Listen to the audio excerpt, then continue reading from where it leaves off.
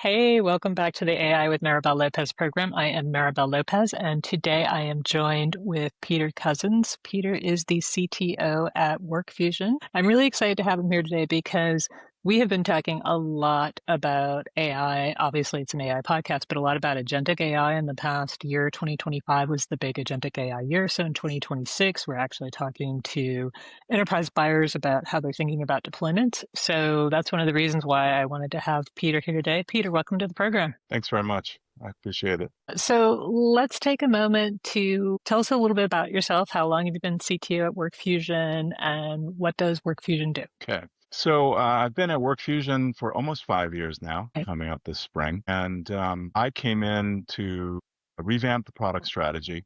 And the company before was focused on RPA and some kinds of intelligent automation, but we wanted to revamp it and take it further. And that's where the AI agent strategy was born. Now, back then we called it digital worker because that was 2022 and the AI agent term hadn't really been coined yet, but that was the beginning of the turnaround of the company. That makes a lot of sense. You actually just started in on what my next question was going to be, which is that WorkFusion was looking at their first AI agents around 2022, well before what we're talking about as the current agentic AI hype cycle. And boy, there's a lot of hype around it right now. So I guess I wanted to start with, you'd mentioned RPA, so robotic process automation, and there's now this harder pivot into agents that a lot of companies are doing. So how do you distinguish the difference between what was RPA and now what is agents and intelligent automation? What were you doing that you didn't do before or couldn't do before? Yeah. So previously, I think we were very good at extracting data from documents and connecting to different kinds of web or, UI desktop programs, and then moving the data from one place to another. And I think that was kind of the heart of the RPA market at the time. And this was the Great Resignation and the start of the Ukraine war and the uplift in work that came from the increased number of sanctions at the time, where banks couldn't hire people fast enough to keep up with the volumes. And we said, we can't just come in with a, DIY, let's build it from some nice parts toolkit. We need to come in with something that's ready to go on day one that'll replace their need for hiring people because they can't hire people fast enough. And when they do hire people, they lose them too fast. So we said, well, what would an AI agent or a digital worker be like? And how would that differ from the kinds of repeatable things that we've tried to do in the past? We said, well, first of all, it should show up on day one ready to work. It shouldn't be a box of parts and some assembly required, right? It should have intelligence. So it should be able to exercise judgment, subtlety, and nuance the way a person would. It should be able to get data from a lot of different places. When it makes a decision, it should know when it's sure and it can make a decision on its own. And it should know when it's not sure. And the stakes here are very high. So in that case, it's time to get a person involved. It doesn't just merrily march off a cliff, right? I think also it needs to be able to show the work and explain itself thoroughly in a way that teammates would understand, but more importantly, risk officers and regulators would understand. And, you need workforce management, keep an eye on things, make sure everything's flowing smoothly, make sure that you don't have any difficulties that are arising. And so all of those things together, end to end, is why we said this is new. This is an AI agent. It does all of these things, and you can just hire it instead of hiring a person to do sanction screening. I like the way you framed that. And I think you can do it because you were very specific about saying, this is the industry we're in. These are the types of use cases. So one of the things that we see people struggling with now is there's a lot of agentic AI platforms, but like you Mhm. said, it's more of a do it yourself. You've got to pull it all together. You've got to figure out how to orchestrate it. You've got to figure out what all the lines and boundaries are. And, we've been talking a lot about the concept of automated workflow. And you mentioned something interesting about, an agent knowing when to do things and it's sure and not knowing when it's Yeah. sure. Is that the type of thing that gets baked into a platform? Is that the type of thing that customer works through? Like, how does that become an operationalized thing? Yeah, so it is definitely built into the AI agents to do that, and they have different feedback mechanisms that you use in order to gain confidence and decide what settings are right for you.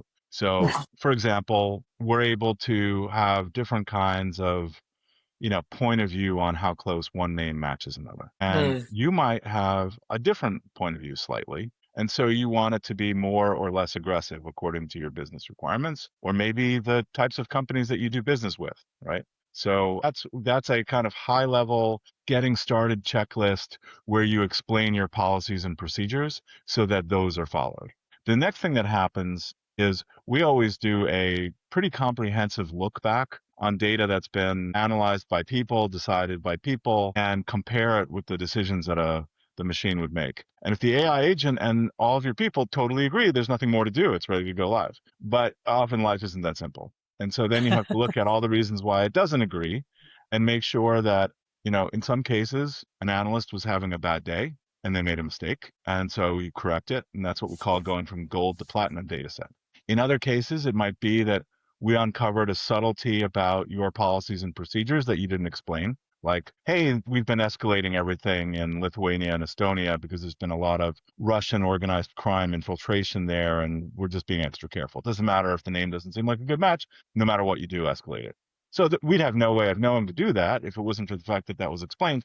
That gets uncovered through this kind of back testing. And anyway, we'll then go through and we'll repeat the process until there's really no daylight between this platinum corrected data set and the machine decisions. That's when we know we'll go ready to go to the next step, which is to go into production with just extra supervision and care, right? So you could either do it double blind or you could do it as a joint exercise where people see the decision that the AI agent would make. And the double blind, the advantage is people aren't biased by what the AI agent is saying before you're sure you're happy with it. In the, dual visibility, it helps promote transparency and helps build confidence on the team and allows for more subtle feedback to be collected. So sometimes it's a combination of both of those things. And that will go on for a period of time until people start saying to us, and this is always the moment that I love, we need to get this turned on because every time we overrule the AI agent, it's always wrong. So stop sending it to another person for a cross check when you're really sure. And that for us it's just a great feeling, a great moment. But we'll continue to do some holdback on some of the production work and continue to run it by. And maybe it's on a risk adjusted basis where riskier transactions have a higher percentage of review. And this allows over time to make sure that there's no drift and you're continuing to get the same results that you were getting up front. So if there's for some reason time for a tune up, it's time. I actually really like that you put in the concept of drift because it's one of the things that I don't think people think a lot about.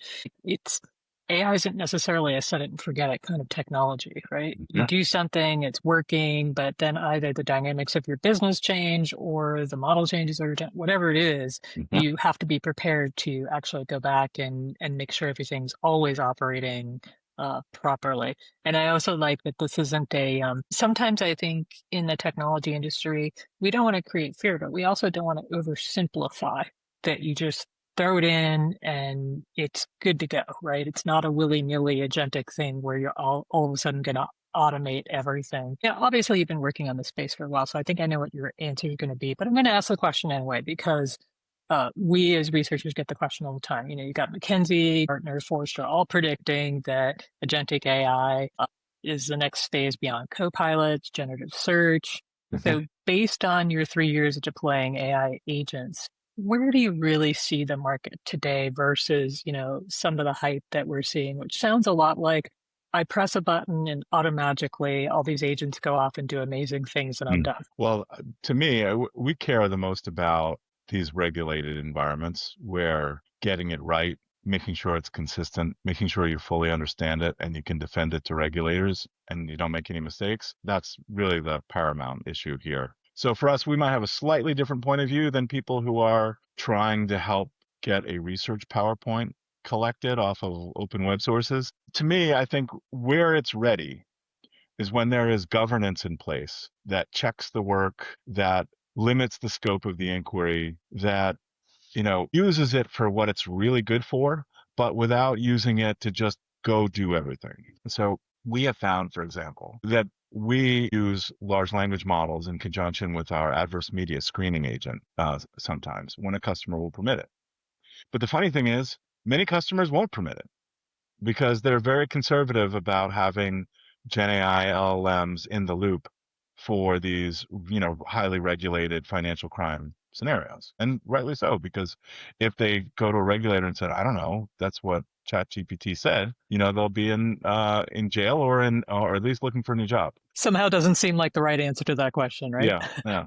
So what we focus on is they're also concerned about data leakage, and people are getting a little bit more comfortable with that now with the more enterprise types of promises that are being made, and some of the LLMs that can actually run within your own shop or your own VPC.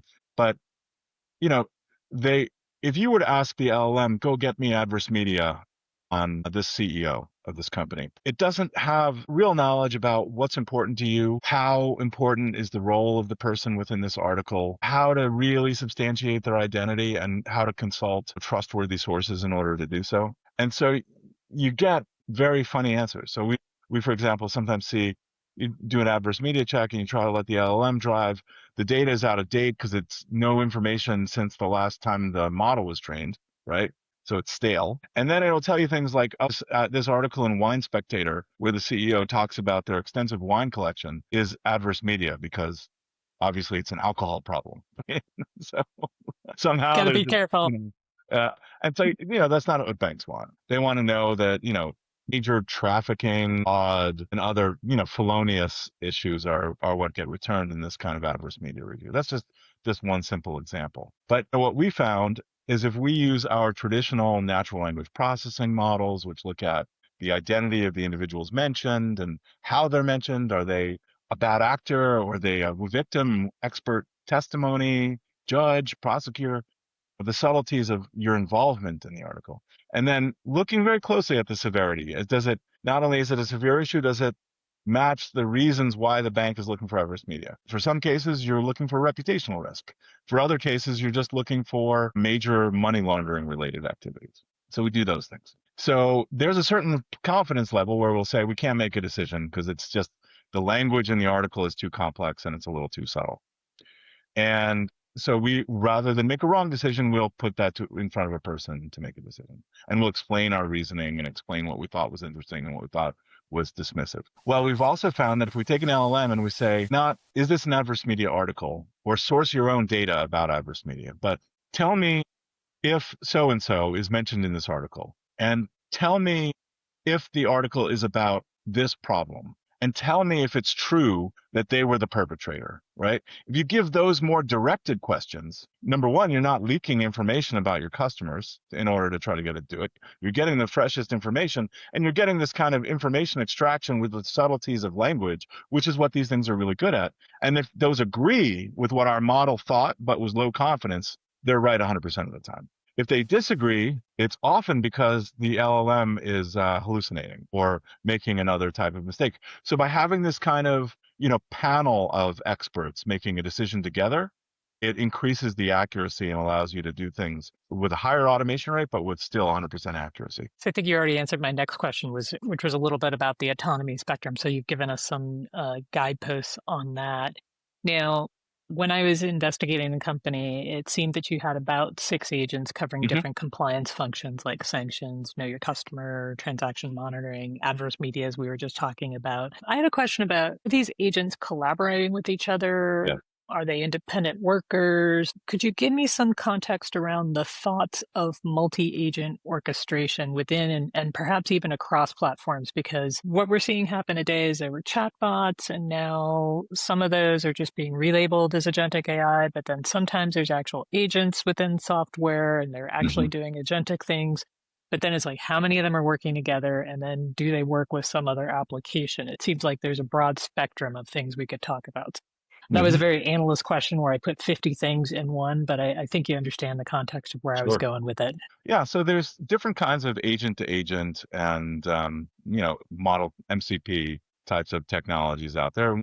There's also the sort of classic, REST APIs, web services, data integration strategies. And all of these things are critical. We see more people focused on API, classic API based things that they understand and have a lot of people using, like REST APIs. So the more frequent way in which our interactions will occur is using this kind of backbone. This is helpful for banks or fintechs when they want to call our system. It's also helpful for adapting to existing infrastructure and not having to train people on new technologies in the banks when we're making agent to agent calls. And it's just really, as long as it's the sort of walled garden, the easiest thing for us is API to API. But yeah, it's also important to be able to play in a broader ecosystem with other people's technologies. And there are some advantages when you're having an arm's length integration to use things like MCP and 8A. Our technology interacts seamlessly in ways that are built in and expected, where you just have to check the box and tell it to do so. When you're doing an anti-money laundering investigation, for example, um, this is our AI agent, Isaac, which handles fraud and AML investigations. You might say, I want Isaac to do adverse media checks on just my customer, for example, anytime they have an AML alert to see if something funny has come up. Or you might say, I want Isaac to do an adverse media check on every counterparty that this customer has, sent or received money in conjunction with over the last, 30, 60, 90 days. And, that's really interesting because that's stuff that was very difficult to do traditionally because of the volumes involved. But as the cost of labor goes down to zero in doing adverse media check, you can just enable that as a routine part of a anti-money laundering investigation. Likewise, during a money laundering investigation, the enhanced due diligence agent might be invoked in order to do a more detailed transaction analysis of and behavior. So yes, in all these ways, one agent will reach out to another and ask it to conduct some business on its behalf. But well-known, well-understood, pre-built ways where you check the box to turn it on because it's your policy, or you want it to become your policy. Got it. Okay. Let's talk a little bit about learning, right? So your agents process millions of alert hits daily. Are they learning from that work? How do you approach agent improvement? Is it centralized retraining? Is it customer specific fine tuning, real time learning, all of the above? I mean, it could be Yeah. all of the above, but just how are you thinking about Yeah. the advancement of agents? So from a technical perspective, we support the wide gamut of those choices that you just rattled off. But what we found in practice is that very few customers want to do any kind of federated learning where we can improve a centralized model from their data. Because even with just Makes sense. regular models, it's too difficult to do the forensic analysis done and make sure that there's no kind of data leakage. In general, it often winds up being a very simple case of federated learning where we produce a model and then a customer has additional data and they do supplemental training or fine tuning on our model using their data, and they use the result and they run it through the same kind of testing and back testing and A/B testing that we would do when we have a new model release. Often what happens is customers, if they report a problem where they think our model is insensitive to a particular case that's important, we will work with them to come up with a synthetic case that is not their data, that looks exactly like their data. And we'll create a number of variations on the theme, and we can score it against their data in their environment to make sure it's consistent.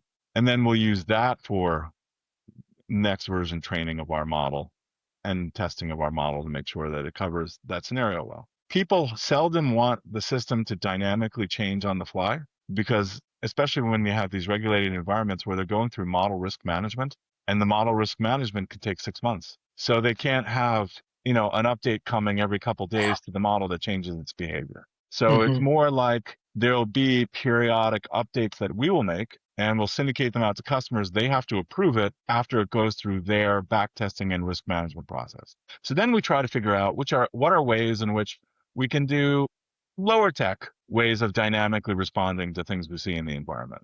And that's kind of our principle in most things. We try to use the lowest tech solution that will actually do the job. Why use a model which will only asymptotically approach 100% compliance with something you want when you can just do a rule when it is that simple, right? Don't Why use overcomplicate an it. LLM when, a traditional machine learning model that's tried and true and proven will do, and so forth, right? So anyway, there is something that we do where we save every decision that we make. We also create feedback loops from decisions that people make when we weren't sure. And we'll be able to take those decisions, filter out the human curated ones. And if we ever see it happen again, with some risk policy parameters, decide how many times it has to happen, whose decisions are trustworthy, we can repeat that same decision, no matter what the AI agent's business is. And that surprisingly large amounts of automation can come from that.